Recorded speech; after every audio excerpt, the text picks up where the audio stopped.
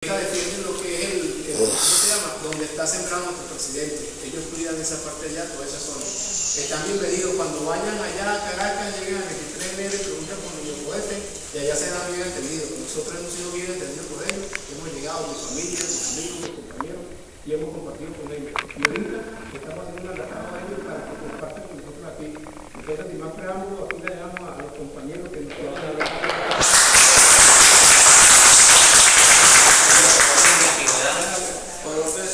No, quédense ahí porque yo digo, mejor ahí para que se ahí no parado también. Ah, bueno, profe. Como quiera. Buenos días, camarada. Buenos días. Hermano, compatriotas. Bueno, yo voy a iniciar este conversatorio acá. Con el deseo pues, de compartir con ustedes parte de la experiencia vivida por nosotros. Tal vez lo haga en un tiempo relativamente corto. Gracias al tiempo, esto estaba en espera, y más compatriotas que no llegaron. Pero bueno, con ustedes es suficiente. Y son las personas interesadas en oírnos. Nosotros nos iniciamos en este proceso de lucha desde hace mucho tiempo.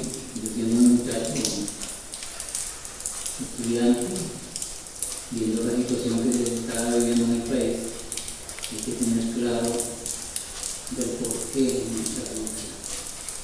Nosotros, yo en particular, viendo cómo el país estaba desangrado, saqueado. Vamos a iniciar esto con el Pacto de Nueva York, que poco conocido. El Pacto de Nueva York, que se llama el Pacto de conocido. Rómulo Betancourt, una vez que tumban Rómulo Gallego en el año 48, de inmediato busca la embajada colombiana y de allí, en un tiempo corto, se va a Europa a buscar ayuda, a denunciar el golpe de Estado que le dieron a la ley. Entonces, Rómulo Betancourt se va allá a buscar esa ayuda y a buscar los recursos que iban a necesitar para llegar al poder de nuevo. Ustedes saben que Rómulo Betancourt, junto con Pérez Jiménez y también un presidente que se preocupó mucho por Venezuela, que fue Isabel Angelito.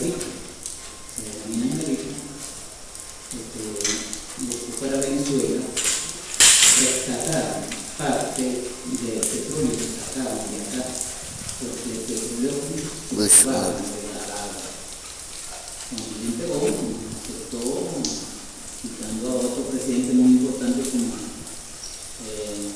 General Castro León,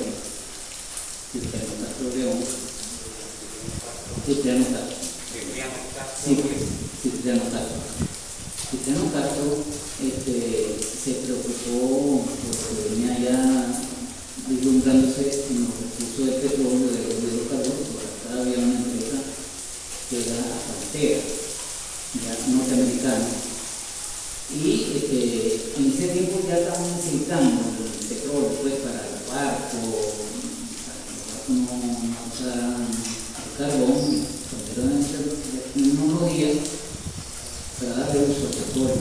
Entonces el petróleo empezaba a desarrollarse como un material energético muy importante y ya como casi no lo estaban explotando porque ellos querían ver a Venezuela que había bastante posibilidad de desarrollar el petróleo porque estaba descubriendo. Entonces, Cipriano Castro no le dio las concesiones que él quería. Pero entonces le hacen una jugada a Cipriano Castro para quitarlo del medio y lo hacen con su compadre Juan Vicente Gómez. Juan Vicente Gómez se prestó para esa jugada y lo sacan por enfermedad. Tenía una cuestión renal y se va para Europa. Entonces hay chance de que sea para quitar a Cipriano Castro del poder y allí empezó la labor. Concesiones regaladas aceptó con Vicente Gómez que de cada 100 barriles a Venezuela le quedaran 3 y ellos se llevaban 97. Imagínense ustedes, ustedes tienen una riqueza, un tesoro guardado en su casa, que tenían millones de bolívares, y llegué yo con una empresa, no, yo llegué a quitarle la tierrita, eso, y yo saco, pero de cada 100 bolívares, yo me llevo 97 y ustedes les dejo 3. ¿Verdad que para mí es un buen negocio, pero para ustedes y sus hijos, yo les estaba quitando la riqueza? Eso fue lo que hicieron con Gómez y eso también lo hicieron con San López Contreras. Y eso fue desde el año 14, Gómez muere en el año 35, López Contreras comienza en el 36, pero a comienzo de año, pues eso es muy cerca. Como Gómez murió en diciembre, ya en enero estaba el señor gobernando para continuar con esa política de regalías. Entonces, cuando le toca el turno a Isaías Angarita, él se preocupó por eso, porque era un saqueo, y subió un poco esa regalía, la llevó a 16,66 barriles, era Venezuela, y ellos se llevaron el resto, pero además le puso el impuesto sobre la renta y la reversión petrolera, que era que por 40 años de explotación de esas concesiones que decidió Juan Vicente Gómez, iban a devolverle a Venezuela todas las instalaciones petroleras, a Venezuela, sin costo alguno. Pero ustedes vieron cómo fue el desarrollo después que el señor Carlos Andrés Pérez se adelantó. En el año 75 lanzó una idea de nacionalizar el petróleo, y lo hicieron con Parapeto. Les concedió unos contratos de servicio que era para hacer nuevas explotaciones. Y para continuar con los automóviles. Pero entonces, viendo a Rómulo Betancourt, que es la parte que nosotros nos preocupó, estando una vez que compañía Gallego, está en Estados Unidos, hace el pacto de Nueva York, y ese pacto de Nueva York es un gran compromiso de Rómulo Betancourt con el Departamento de Estado. ¿Qué sucedió allí? Están en el exilio los 3 dirigentes de los partidos democráticos para la época, que es Rómulo Betancourt, Rafael Caldera y Julio Villalba. Esos son los de acá, más Eleazar López Contreras, que era un pro norteamericano, ya lo había demostrado con la ley del petróleo, como lo hizo con Vicente Gómez. El Departamento de Estado está interesado en poner las manos a Venezuela en su riqueza fundamental, que es el petróleo y el hierro. Entonces, Betancourt se compromete con ese Departamento de Estado en trabajar para ellos, con el propósito de poner las manos al gobierno y liberarle los recursos, los dólares, para venir a Venezuela a organizar el partido que estaba bien golpeado, a pesar de que había una acción democrática luchando, que era una acción democrática revolucionaria, que después se convirtió en el líder. Pero ellos, como no están vienen a organizar a la gente que no sabe nada de nada, del pueblo, hablándole de la democracia y del partido, ese nombre tan pomposo, acción democrática. Y esa palabra democrática al pueblo le gusta. Bueno, entonces organizan el partido y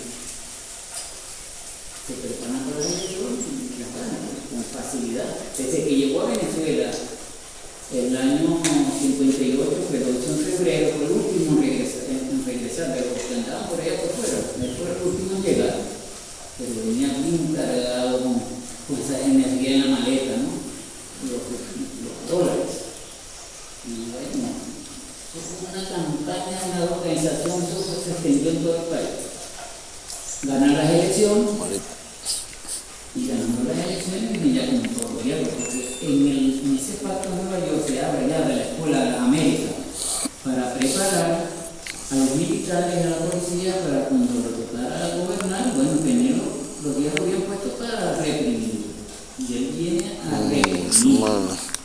ganando las elecciones, viene dispuesto a reprimir, a quitar toda la gente de izquierda que la ha colocado. Los apartó.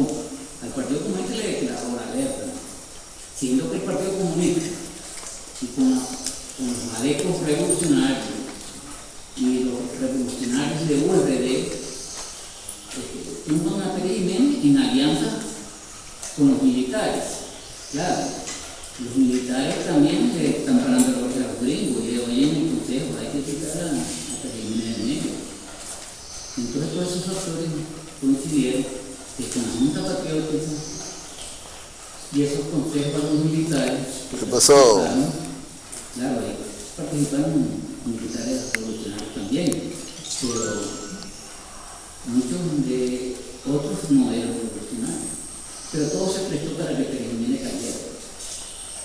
Cae Pérez Jiménez y empieza a gobernar el mundo y a reprimir. Manifestaciones que se hacían con los obreros, buscando obreros desempleados.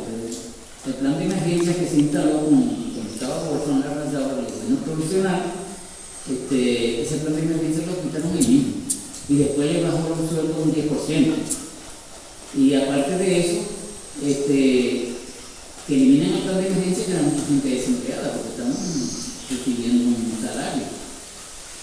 Entonces hacen manifestaciones a los desempleados y ahí mismo nos representan con muertos y heridos en el centro de Simón Bolívar, en la Plaza de la Concordia, por ahí.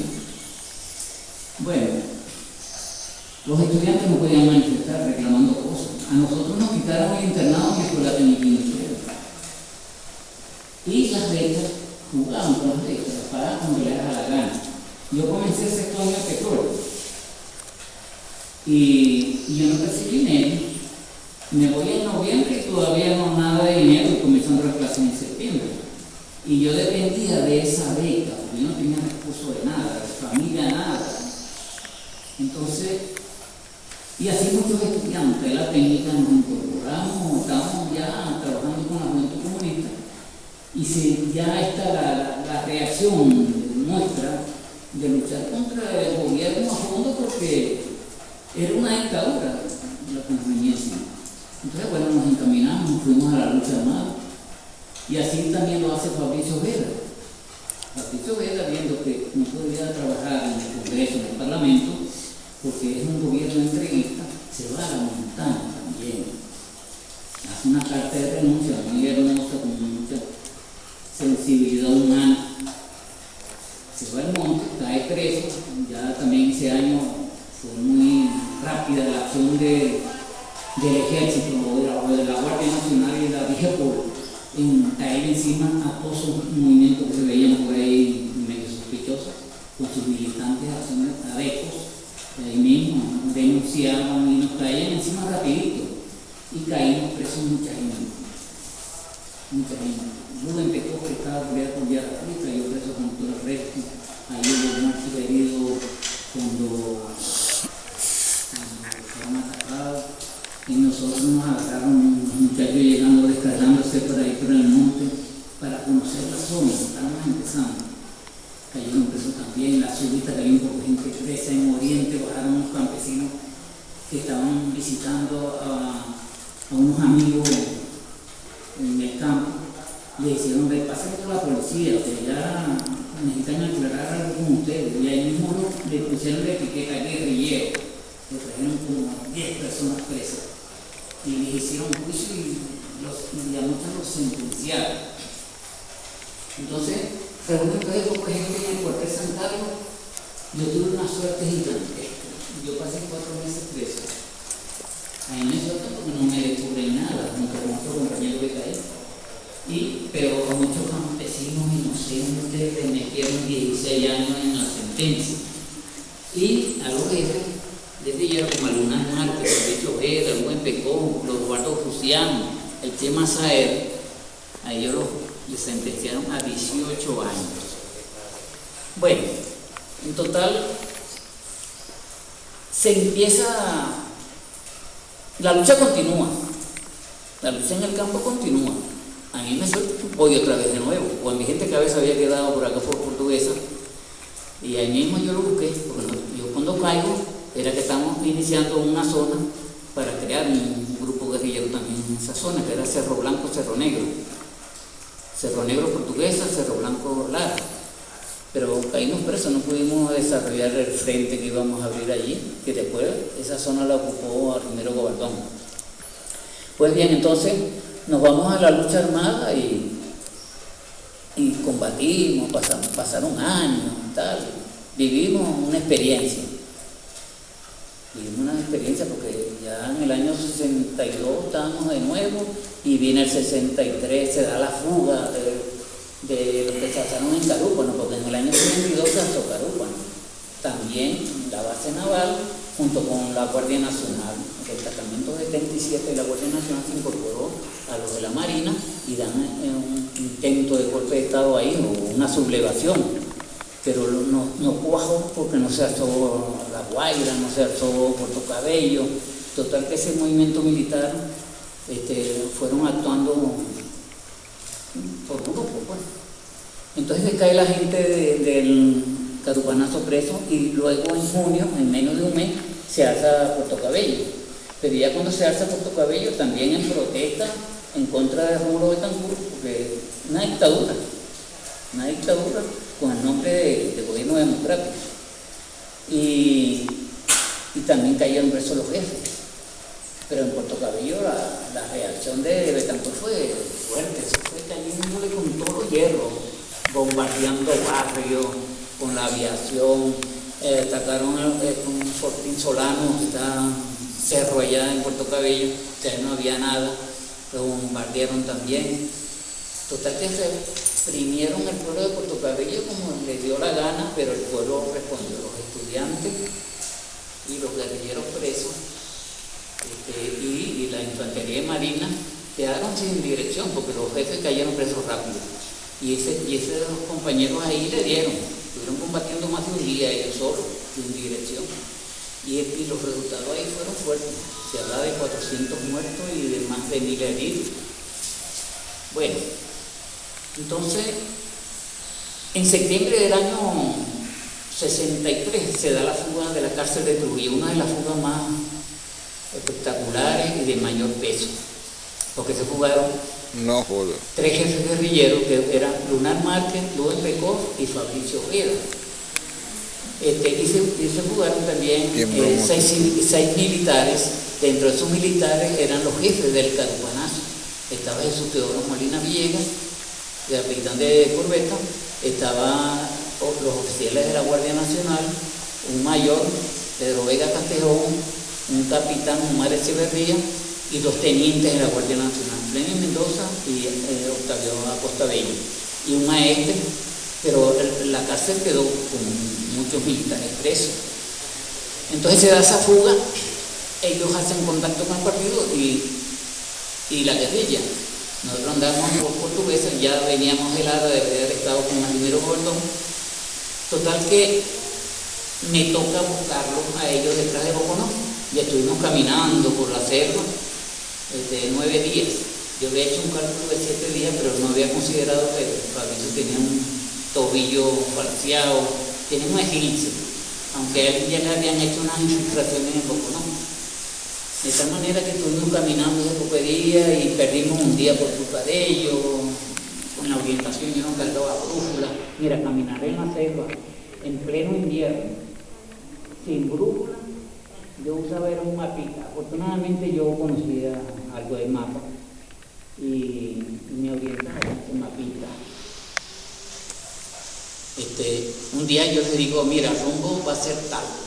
Me recuerdo que era sur-este. Y empezamos a caminar. Y cuando vamos caminando, el día fue muy lluvioso. Ellos veían claridad y me decían, mira, estás equivocado. El sol está por aquí. Y yo decía para mí, el sol está por acá. Por ahí a golpe de la mañana. Entonces, ¿por qué uno se tiene que orientar con el sol si no carga brújula? Total que yo les iba preguntando, porque yo lo veía a ellos refunfuñando. Está equivocado en la rumbo. Cuando eran las 4 de la tarde, llegamos a donde habíamos dormido. día anterior. Perdimos ese día. Les dije, les voy a agradecer que no me hagan más comentarios. Entonces, yo los voy a llevar a donde tengo que llevarlos. Y empezamos a caminar de nuevo. La comida se nos había agotado porque yo lo había calculado para 7. Ya cuando vamos por el día 8, hay una perrita que se fue con nosotros del caserío y ellos me decían, vamos a comernos la perrita porque ya no. Y yo no, vale, no, pobrecita esa perrita, no. Vamos a aguantarles, vamos a notar unos monos porque ellos llevaban un falo. Yo no sé dónde sacaron ese falo, se lo darían en Bogotá, ¿no? Pero qué va, no tuvo puntería el hombre con el falo y el monito no cayó. Total que bueno, los llevé derechito al sitio y después, se le nos fue, este hombre sí tiene una orientación especial. Pues llegué al sitio. De tal manera que bueno, después el frente guerrillero que no tenía base de apoyo. Entonces, ¿qué hacer con el grupo de guerrilleros? Nosotros éramos ya 40 personas. ¿Qué hacer? Entonces, pensamos en Trujillo, por donde ellos entraron, donde entraron los que se habían fugado. Había el caserío Las Negritas, Las Agüitas, Las Cortaderas, Cambizales, Los Volcanes, Guaramacal, Loma Hidalgo, todo un viaje de caserío por ahí. Bueno, ahí nos repartimos. 3 destacamentos y ahí mismo nos viene una ofensiva celebrando el gobierno el 23 de enero del año 64. Jugaron en septiembre del 63, pero ya nosotros, como habíamos llegado, pasaron unos meses, ahí mismo nos arremeten con una ofensiva con todos los hierros.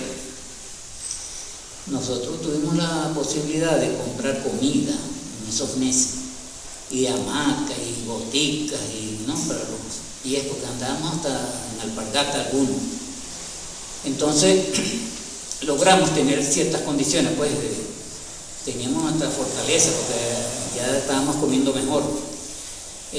Nos meten esa ofensiva, bueno, por el lado donde estaba Fabricio Vera con patriota Miguel Castillo, que era una gente que los Castillos que se fueron de La Guaira, que se llevaron las armas de la escuela de policía, se fueron unos hermanos de él, tenían experiencia ya como combatientes, y bueno, total que atacan por Las Negritas, por Los Volcanes y por Río Boconó, y también por un Guaramacal.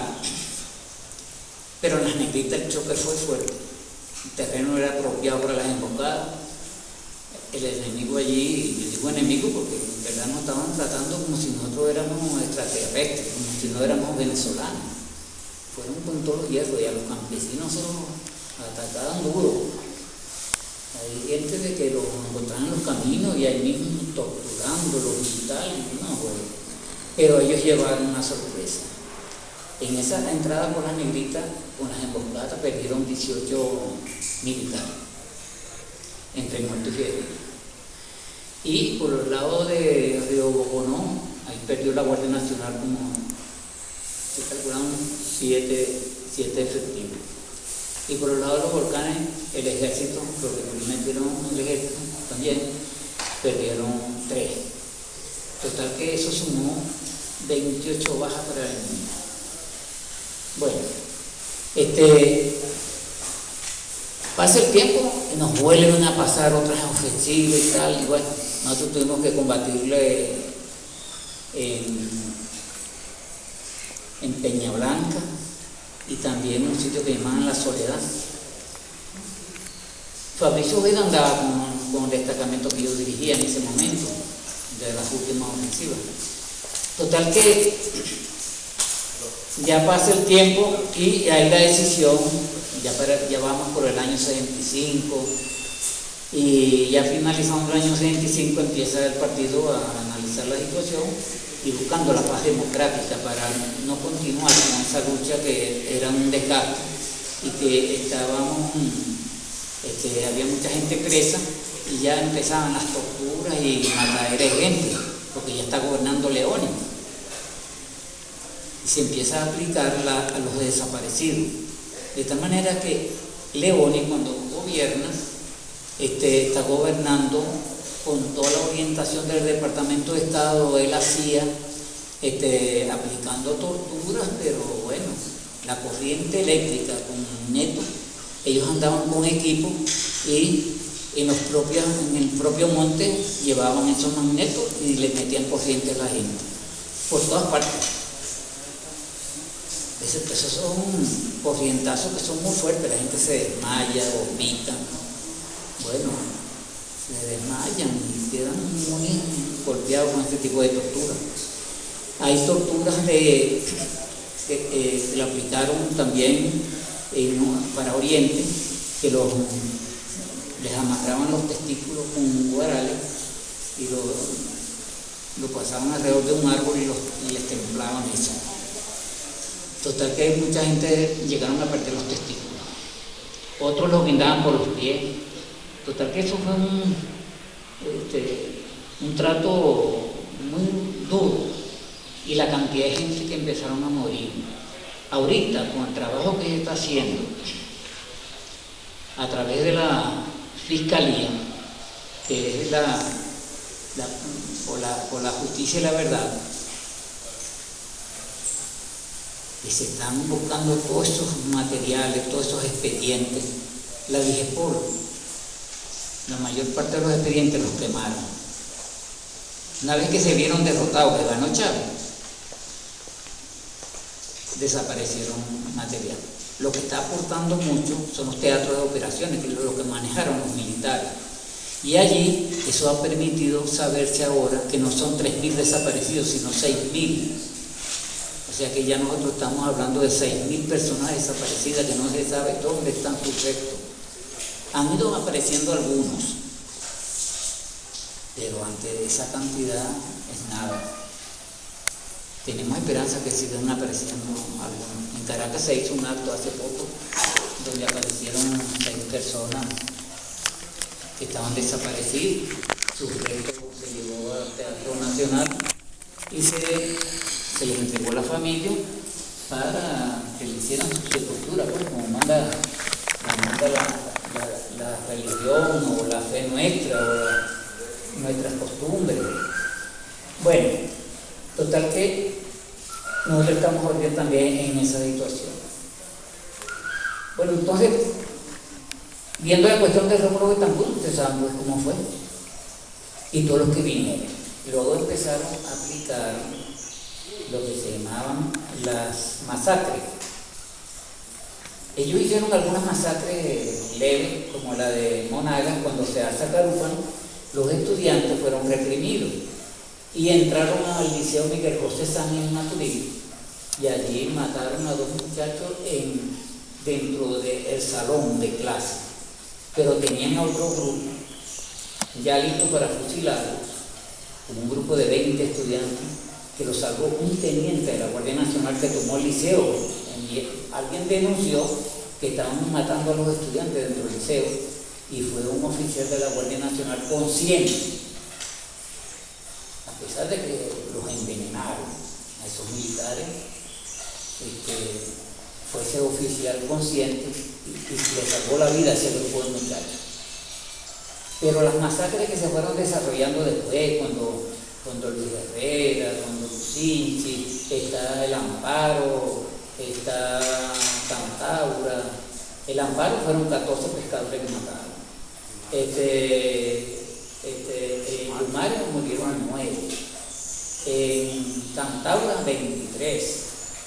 Pero el Caracazo, que fue la última, el acabose, lo que hizo Carlos Andrés Pérez, empezandito su último gobierno, fue el Caracazo, donde bueno, ahí descargaron toda su energía matando a la gente. Ahí se habló de 3.000 personas que perdieron la vida. Ellos hicieron ver que eran 300, pero a la gente la recogían con tractores, llenando unos volteos para llevarlo al cementerio del sur con lo que llamaban la peste. Total que esa fue una masacre, bueno, para coronar, y que allí el pueblo quedó indignado ya de tanta injusticia. Fue una reacción espontánea, y por el hambre también, porque en ese tiempo se estaba pasando hambre. Da la casualidad que a mí se me muere un hermano en esos días del Caracazo. Yo estoy trabajando en la UCB, yo soy docente jubilado ahorita de la UCB, y no teníamos cómo enterrar, no todavía estábamos 3 hermanos en Caracas trabajando, y no teníamos cómo enterrar a ese hermano. Tuvimos que pedir la urna fiada, y la pagamos cuota. Pero para que ustedes vean la situación de Venezuela en ese momento, es una situación bastante dura, de tal manera que la pobreza, pues, el hambre, la gente comiendo perrarina, que ahorita, afortunadamente, Chávez llega al poder, nos salva de los recursos, se recuperan los recursos naturales, se nacionaliza la faja del Orinoco en el 2007, que es donde está la mayor reserva de petróleo de Venezuela. Y bueno, ahí están las riquezas nuestras. Pero entonces también se rescata el hierro, el aluminio, todos los minerales que ya ellos... Si Chávez no llega al poder, nosotros estuviéramos en una ruina, pero esa bien fuerte. Estuviéramos peor que muchos países. Tal vez estuviéramos como Haití, como cualquier otro país de esos que están pasando por calamidades. Afortunadamente Chávez llega al poder y cambia la orientación de los militares de tal manera que hoy tenemos un ejército del pueblo, y que nosotros, bueno, rogamos que sigamos así porque estamos amenazados por el imperio norteamericano. Ahí está el decreto de Obama, que lo usaron en Nicaragua cuando los contras, también con esa amenaza, o haciendo ver que Nicaragua era un peligro para los norteamericanos o para el gobierno norteamericano. Nicaragua, un país tan pobrecito, también les agradezco, no se me alejen tanto, aprovechen lo que estamos hablando.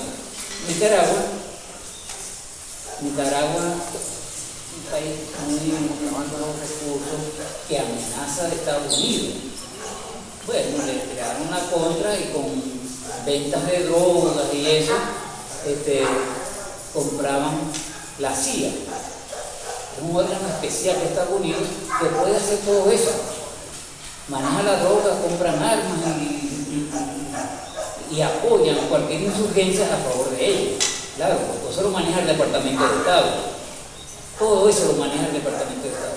Estados Unidos, quien dirige toda la política de ese país, es el Departamento de Estado. Allí es donde se maneja todo, manejan al Congreso, a la CIA, al Pentágono, a la Marina, que las reparten por ahí, toda esa serie de cosas. Y las bases militares, todo eso lo maneja el Pentágono. Las bases militares, que en América Latina hay un poco de bases. Ellos, y en Colombia, que bueno, ahí la tenemos al lado, con ese mal con ese daño que le hizo Uribe a Colombia, porque caramba, sacar esas bases ahora y no sé cómo irán a hacer. Pero en Colombia se habla de como se llama aquí, una nueva constituyente y sacar de ahí todo lo malo en Colombia. Bueno, camarada, ¿verdad? Corremos peligro. Hay que estar ejemplo de Libia. Libia en África, un país con petróleo, que los europeos necesitan petróleo, porque ellos no tienen petróleo. Estados Unidos le queda una reserva chiquita. Estados Unidos tiene una reserva de 20.000 millones de barriles y nosotros tenemos 300.000 por ahí. También se piensa que hay más. Y así ellos cuentan pues, con este petróleo que tienen los demás países. Porque ellos no pueden vivir sin el petróleo. Ellos consumen 20 millones de barriles diarios. Ahorita tienen un parapeto que es el petróleo, el hidrocarburo de esquisto. Ese hidrocarburo es un hidrocarburo sumamente liviano. Yo le estoy hablando porque soy un técnico petrolero. Le estoy hablando de eso. En los yacimientos petrolíferos siempre tiene como techo una roca llamada lutita. como el petróleo, los yacimientos tienen agua abajo, el petróleo es más liviano que el agua, entonces está más arriba, y el gas es más liviano todavía, está en el techo, y hace contacto con la lutita, y la lutita es lo que no le permite que se escape el gas. Entonces, en esa lutita quedaron forzadas gas de hidrocarburos, metano, propano, butano, y eso, ¿no? Entonces, eso es lo que ellos están sacando ahorita para tratar de disminuir su importación. Como ellos consumen 20 millones de barriles diarios, ellos vienen sacando alrededor de 10 millones, 12 millones de su propio, de su propio yacimiento, pero con el petróleo de esquisto, entonces les resta importar. Si están produciendo 2 millones de barriles o 2 millones y pico, el equivalente a 2 millones de barriles, entonces lo sumarían a los 10 o a los 11, de tal manera que dejan de importar esa cantidad, y eso le afecta a los países de la OPEP y en especial a nosotros. Entonces eso es una política como para que los precios bajen, porque cuando se satura el mercado de los países industrializados, entonces el petróleo lo compran barato. Bueno, entonces esa es una cuestión que les va a durar poco tiempo también, porque eso hasta cuando mucho le podrá durar 4 o 5 años. Por ahí está esa cuestión. Y para el yacimiento petrolero, para los países exportadores, esto es un tiempo corto, porque ¿cuánto tiempo no tenemos nosotros produciendo petróleo? Desde el año 1914 hasta esta fecha. Ya tenemos más de 100 años que le están sacando petróleo aquí. Pero que vengan 4, 5, 6 años más, eso es nada. Total que, pero eso les preocupa a ellos, y por eso es que ellos invaden países para quitarle o contar con ese petróleo y los demás recursos naturales, otros minerales, ya sé. Hay minerales como el litio, que es un mineral que están usando recientemente para las baterías de las computadoras y eso, y ellos quieren caerle, buscar ese material donde sea. Eso lo están en Bolivia, hay bastante litio, de Chile y Argentina. De ahí donde está la mayor producción de litio ahorita, pero puede haber litio aquí también. Pero en Guayana nosotros tenemos riqueza inmensa, allá hay hasta uranio, material radioactivo, que sirve para la energía atómica, para la salud, para algo, bueno, así como está Irán buscando desarrollar su energía atómica para el bien de la humanidad y no para las bombas atómicas, porque Estados Unidos sí les interesa para las bombas atómicas. Bueno, camaradas, nosotros ahorita estamos trabajando con la Comisión de la Justicia y la Verdad y estamos empeñados en seguir descubriendo restos por ahí que estén escondidos, y vamos a sacar listas de la gente desaparecida. Ya estamos avanzando en eso, para que se vea en verdad la cantidad de gente que han desaparecido. La lista es grande. Camarada, como el tiempo es corto, quiero entonces llevarlo hasta aquí. En otra oportunidad nos podemos ver, y ojalá seamos bastante, que logremos a través del trabajo que ustedes van a iniciar también en como convencer y ganarse más personas para esta batalla que tenemos de concientización, porque este proceso hay que luchar por él. Tenemos estas elecciones encima y queremos que la Asamblea Nacional no la perdamos, porque a través de la Asamblea también se puede perder un gobierno. Entonces tenemos que tratar de continuar con esto y que lo podamos seguir desarrollando para llegar al socialismo, porque estamos empezando el socialismo. El socialismo es un régimen social donde la gente puede vivir en mejores condiciones, ya que nosotros tenemos bastantes recursos. Si trabajamos en paz y logramos la paz, vamos a mejorar la vida muchísimo más de lo que tenemos hoy.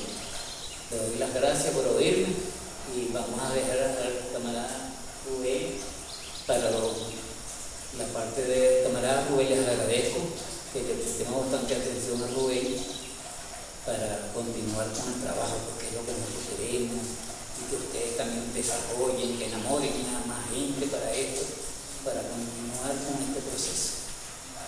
Se doy las gracias.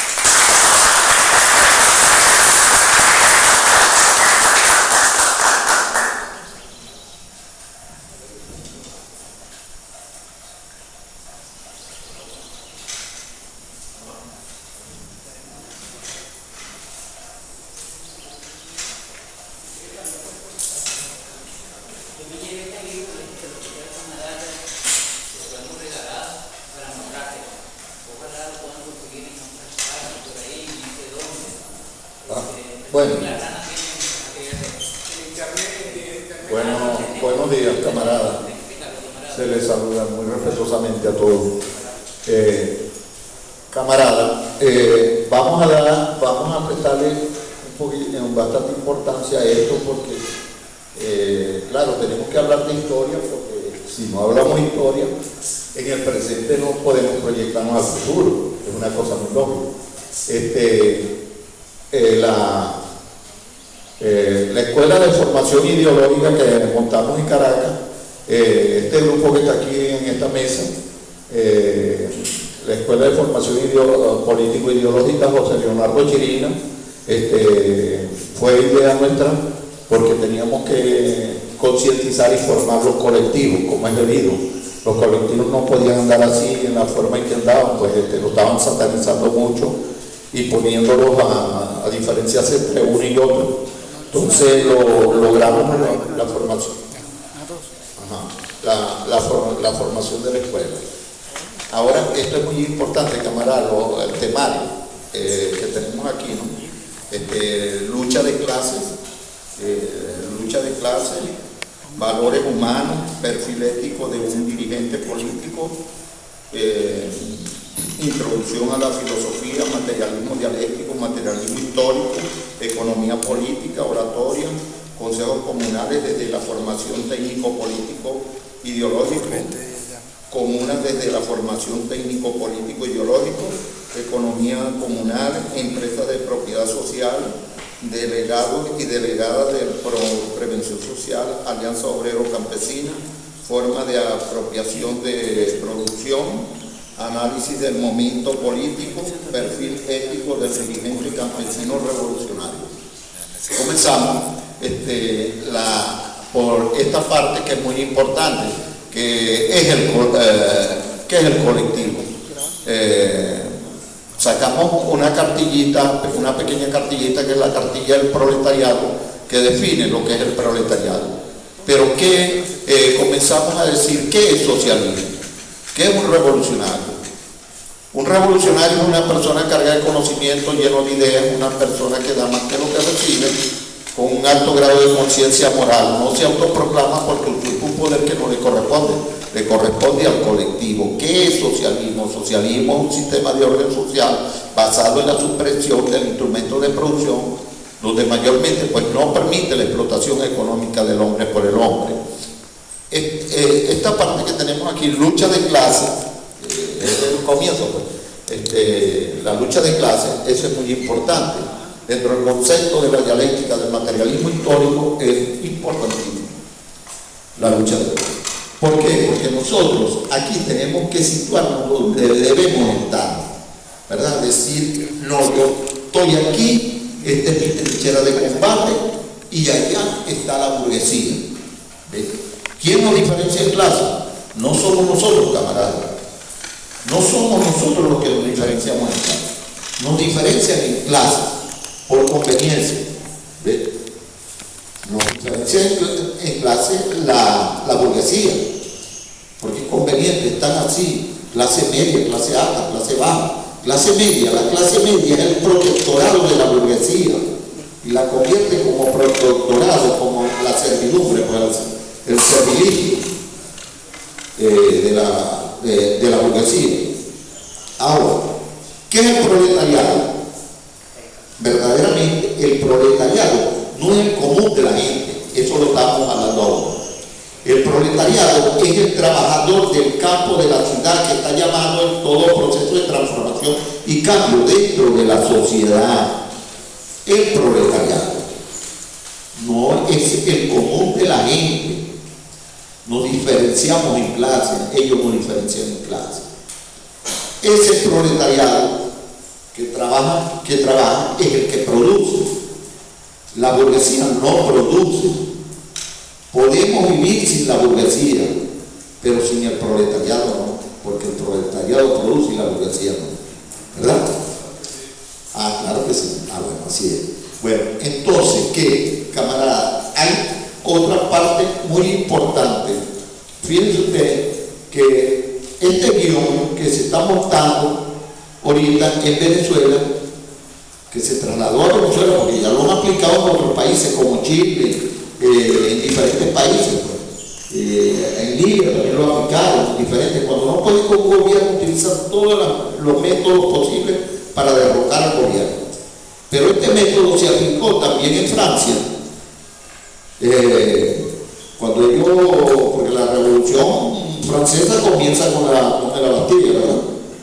La toma de la Bastilla fue una de las cárceles más fuertes que hubieron en Francia, donde la gente buscaba hasta ratas debajo de las cañerías para comérselas y toda esa serie de cosas. Hasta ahí llegó. Y recuerden que por esa, y la reina y el rey, María Cristina y el rey, 16, tenían todo. Y una persona la llevaban presa hasta por robar su pan. Yo no sé si han leído Los Miserables, ¿verdad? Que Charles Condé también, han oído hablar de Charles Condé, ¿verdad? Sí han oído, ¿verdad? De Jean-Paul Rousseau, sobre el contrato social. Sí. ¿Y quién es Charles Condé? Charles Condé es el barón de Montesquieu, ¿verdad? Barón de Montesquieu, sí lo saben, ¿sí? Ahora sí. Bueno, porque Chávez decía, hablaba sobre el barón de Montesquieu, pero el barón de Montesquieu, el nombre es Charles Condé. Tampoco nació en Montesquieu, nació en Burdeos, Francia, donde nació Carlos Gardel. Y bueno, entonces, cámara,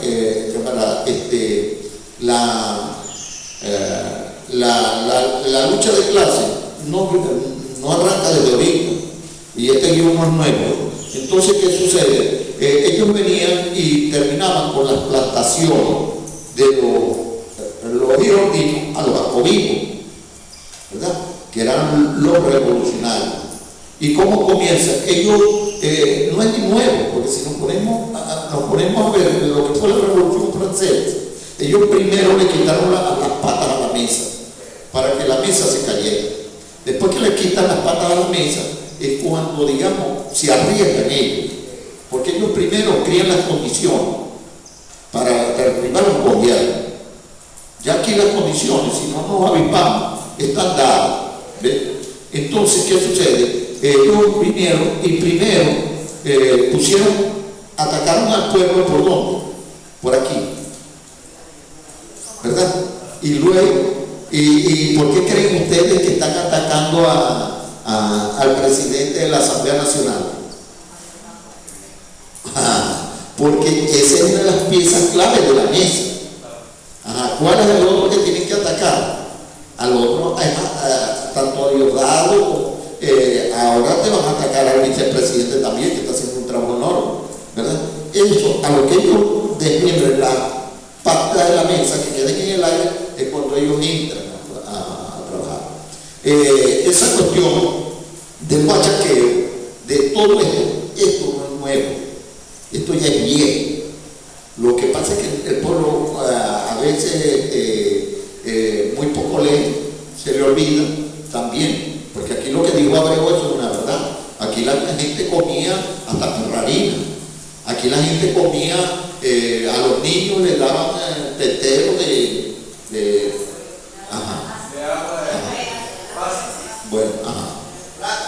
plátano, todo eso se vio aquí. Eso se le olvidó al pueblo, se le olvidó que la pensión no llegaba ni a 100.000 personas y duraban a veces hasta 6 meses para darle la pensión, y cuando salían a protestar a los 6 meses, salían a protestar, prueba, lo llegamos a ver nosotros, y salían a protestar y le zumbaban la ballena con agua de guaya, ¿verdad? Y mucha gente se enfermó. Bueno, todo eso lo vimos, eso se le olvidó. Tú vean lo que tenemos, donde estamos, y aquí en estas plantaciones ajá. Todo esto lo hizo este gobierno. Yo creo que no hay gobierno en el mundo que haya hecho tanta vivienda como este gobierno. Jamás en la historia de Venezuela. ¿Ah?